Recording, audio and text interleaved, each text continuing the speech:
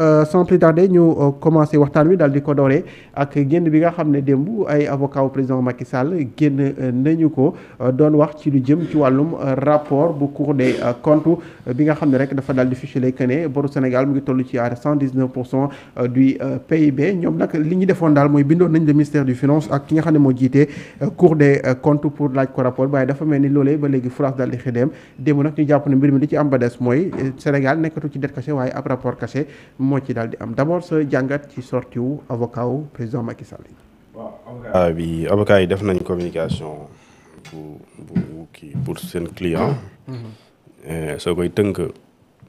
jàllale nañ message yu bëri léegi nag message yi sénégalais bu ne war nga ci am mën nga ci am plutôt analyse appréciation comme man démb bi muy def émission bi muy wax li ba dama ko doon noté maa ngi woon jàkkaarloo ak rapport Cour des comptes bi suñu waxee dara damay dem xool ndax information financière yooyu noonu la ko cour bi waxee ma noté yu bëri comme quoi parce que dañuy bëgg a wax l'incompétence de la chambre des affaires financières et économiques comme quoi du kooku moo war a joxe rapport bi c'est une question de forme ñu évoquer le délai mooy li loi bi wax code de transparence li mu wax ci 1.7 bi li mu wax ñu évoqué délai bi 3 mois la est-ce que respecté nañ ko beneen débat la beneen bi mooy ñetti rapport yi mooy le rapport de l'IGF cour de l'IGF inspection générale d'État et le rapport de la Cour des comptes et le rapport de Mazars ñoom ñu demandé woon ñu bi jox leen ko mais gouvernement bi tontu ci te man ñàkk tontu bi mënu nekk surprise ci man parce que newoon naa le rapport de la Cour des comptes ne peut pas être deux. Ne peut pas être deux. Donc le gouvernement ne peut pas donner un autre rapport autre que le rapport bi nga xamante ni moom la ñuy séddale Sénégalais yi moom ngay dem ci Cour des comptes rapport bi ngay njëkk a jot ci cour bi ci sitam bi rapport boobu mooy le rapport mi nga xamante moom mooy wax ci situation des finances publiques léegi soo demee ci d'abord ci compétence cour bi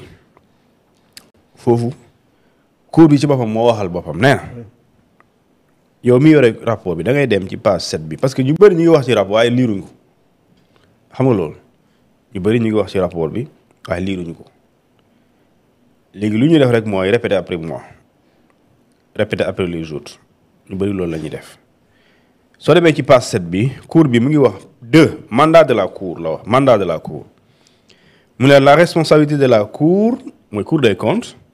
est de réaliser l'audit du rapport sur la situation des finances publiques produit par le gouvernement conformément au code de transparence dans la gestion des finances publiques et à la loi organique numéro 2012-23 du 27 décembre 2012 sur la Cour des comptes. Les travaux de la Cour des comptes réalisés par la Chambre des affaires budgétaires et financières, en effet, au terme de l'article 7 mooy li mu la wax 5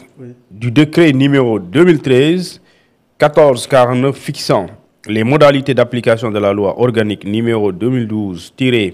2012-23 du 27 décembre 2012, la Chambre des affaires budgétaires et financières est compétente pour les comptes de l'État et le contrôle de la gestion des services financiers. kon jeex na compétence bi amul nekkatul débat. waaw beneen bi mooy amul signature. lan mooy signature. c'est quoi signature. signature mooy xoso. du loolu de. déedéet.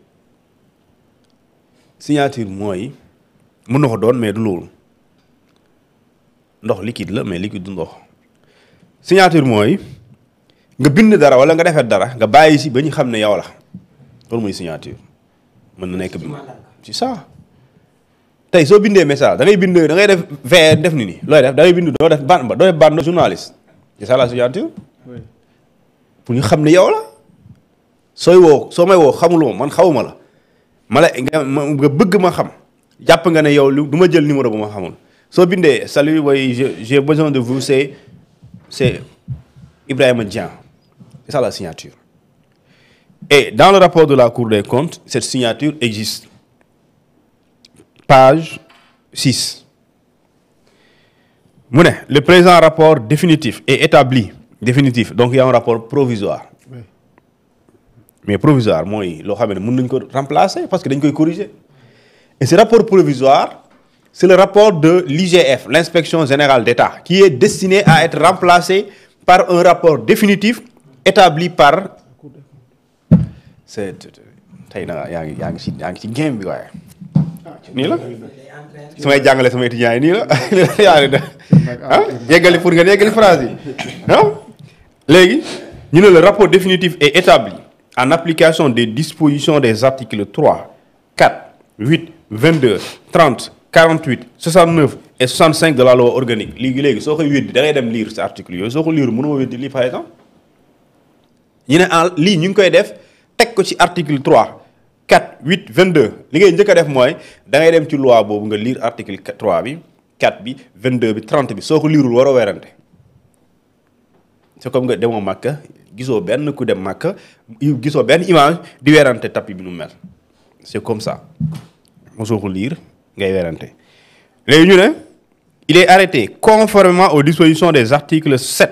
14 15 16 et 17 du décret numéro 2013 1449 du 13 novembre 2013 fixant les modalités d'application de la dite loi organique par la Chambre des affaires budgétaires et financières en sa séance du 5 février 2025 était présent ñu signé man soo présent nga signé kay kon ça bu présent nan lay nangoo ne man bokk naa ñu bind rapport bi était présent ñu ne maître monsieur plutôt Babacar Bakoum président de chambre Mamadou Djidé conseiller maître madame Khady Ndaw Diagne conseillère référendaire Abdoulaye Seck conseiller Oumar Ka conseiller rapporteur Cheikh Goumbala conseiller rapporteur Ibrahima Gaye conseiller Massamba Dieng conseiller Jean-Christophe Diatta conseiller Birahim Jean Sall conseiller Babacar Ngor Diop conseiller monsieur Tek Mbodj conseiller ñii ñoom nee na ñun ñoo defar rapport bi te Cour des comptes génn na ne ñun ñoo génne rapport bi gars yu werante ne rapport bi c'est un faux rapport président xaw ma Cour des comptes am na kuy liggéey ci Cour des comptes mu génn ne bàyyi leen loolu rapport bi ñu ñoo ko bind léegi kay kon l'existence du rapport ñu ñoo ko bind kay mooy mën naa ko signer léegi gouvernement bi fenn la foofu avocat bi am na dëgg waaw avocat bi am na dëgg ci question de délai bi parce que loi bi moo wax waaw loi bi moo wax loolu léegi nag ñoom ku ne xam nga man dama sànq wax naa la man damaa war a 8 heures li fii la ma war a fekk n'est-ce pas waaye léegi su ma fi fekkul d'accord ma faute c'est ne ma ñëw ma heure waaye la mooy raison bi tax ñëw ma heure parce que man yeewu naa depuis 7 heures donc bañu ma ko mais impossibilité la loi bi lu mu wax ci rapport Cour des comptes bii di wuy joxe daf ne dans les 3 mois suivant chaque nouveau mandat présidentiel la situation globale des finances publiques et en particulier la situation du budget de l'État et de son endettement fait l'objet d'un rapport préparé par le gouvernement mooy l'IGF ce rapport Cour des comptes plutôt ce rapport audité par le gouvernement mooy rapport de l'IGF le rapport IGF boobu dañ koy auditer ki koy auditer mooy Cour des comptes d'accord ba pare mu ne est publié dans les 3 mois suivants donc c'est bien précis donc le délai c'est 3 mois donc Diomaye a été élu avril prêté serment donc c'est à partir du 2 avril la jël nguur gi la officiellement nekk président de la République du Sénégal donc bu le texte bi waxee les 3 mois qui suivent le nouveau mandat présidentiel le nouveau mandat présidentiel a commencé le 2 avril donc le 2 avril jusqu'au 2 juillet au plus c'est 3 mois léegi intervalle boobu le gouvernement bi toog war a créer un rapport boo xam ne IGF moo koy def et ce rapport là c'est la Cour des comptes moom moo koy signer moom mooy xool parce que boo bindee ba pare l'IGF day bind jox ko le ministre des finances mu def lu ñu tuddee recommandation wala mu def observation su jàppee ne warul yokk dara wala amul lu ñu war a corriger am na problème d'irrégularité am na ci après dañuy jël rapport boobu noonu Cour des comptes daal di def lu ñu tuddee xaw ma certification xaw ma audité pour mu dëggal am na wala amul léegi su boobaa. bu dee dëggal aussi da koy jébbal. da koy jox président su ma juumul ak kanam. pour voilà premier ministre autorité yi la président de la république. premier ministre président de l'Assemblée nationale. léegi voilà léegi nag ñooñu ñoo am lu ñu tuddee dañuy def observation. wala ñu gis ne li ngeen bind yëpp normal la léegi ñoom tamit président du ñëw rek ne jox nga ma rapport bi xaama xool fay naa ci déedéet da ciy partager ak les conseillers. ñi nga xamante ne loolu mooy seen liggéey des conseillers en finance en économie. Mon président, il n'est pas économiste, par exemple. Il n'est pas économiste. Il n'est pas obligé de comprendre réellement nous muy demee. léegi su boobaa da ngay ut ñoo xam ne c'est des techniciens en la matière spécialistes ñu ne le président rapport bii de ñu def analyse globale ñu gis ne effectivement lii la comme ça bu ñu ko joxee mu am crédibilité sous les yeux des Sénégalais lecteurs comme moi comme toi comme vous comme tout le monde. léegi nag su boobaa ñu ne rapport boobu ba pare Cour des comptes dafay jël.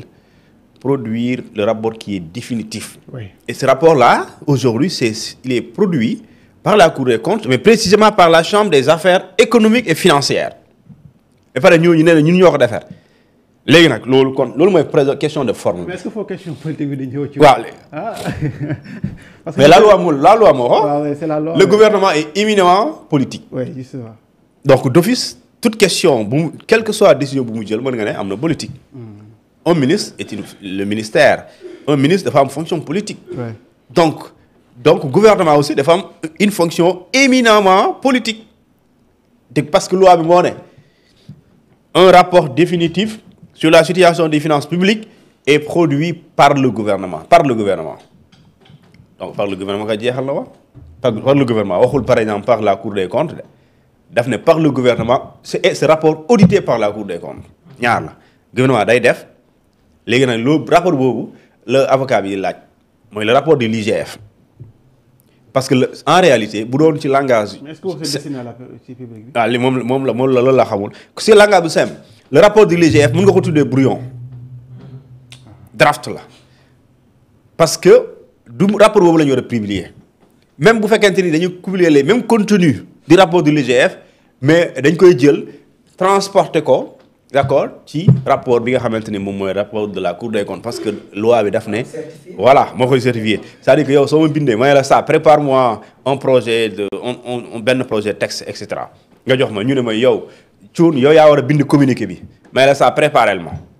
mais si sa biir boo ma bindee pare man mun naa corriger sa communiqué li nga bind mais su may publier yow certes yaa ko bind mais yow yaa koy signé man maa koy signé li nga bind bu dee manqué na man maay dolli li tax li ci manqué pour ñu mën ko jàllale. léegi yow su dee yow public bi jot na ñu ne waa mais attends jox leen ñu brouillon communiqué bi parce que yaa ngi peut-être li ngay njoxtu mooy est-ce que li nekk ci brouillon bi moo nekk ci vrai communiqué bi. loolu aussi ñoom am nañ droit. parce que dafa am chambre aussi au niveau des inspections générales des finances. waaw. que chambre bi du ñëpp ñëw si ñëw aussi je pense que dem j'ai écouté. léegi côté boobu. waaw man nangul naa la ñu laaj nit ku ne. li la wóorul. am nga droit laaj ko. li la wóorul. am nga droit laaj ko wala li nga bëgg ñu jox la am nga droit laaj ko mais man li ma wax mooy état wu Sénégal gouvernement bu Sénégal mënul joxe rapport Cour des comptes laa wax. Cour des comptes rapport sur la situation des finances publiques mënul joxe rapport bu weesu bii bu ko joxee. non sérieusement encore loolu c'est une catastrophe sëñ bi xam nga loolu lu muy teg. soo ko joxee benn rapport bu bokkul ak bi kon mooy Sénégalais yi am na ñaari rapport ci même situation te situation bi lenn la. 2019 31 mars 2024 la. ñu tënk ñu ne lii la Sénégal amee bor lii la Sénégal situation financière yéen compte yi lii moo ci am lii la Sénégal leb budget état Sénégal nii lañ ko exécuté wala nii la doxee. léegi nag boobu nga ne rapport baa ngi nii nga ne c'est définitif nga ne ce rapport là le rapport est définitif donc mënul nekk pluriel mënul am yeneen ñaar soo amee yeneen ñaar loolu c'est autre chose loolu c'est vraiment ci boobaa dafay casser tout ça fausse tout et su boobaa bu la neexee bu ñu waxee de doolul gëm et te loolu mënul nekk léegi nag bu ñu leen di jox aussi ils vont leur donner le rapport de la Cour des comptes qui est accessible et lisible sur le site de la Cour des comptes. waaw Cour des comptes bi. peut-être dinañ ñëwaat léegi nag cabinet Mazars bi nag. moom tamit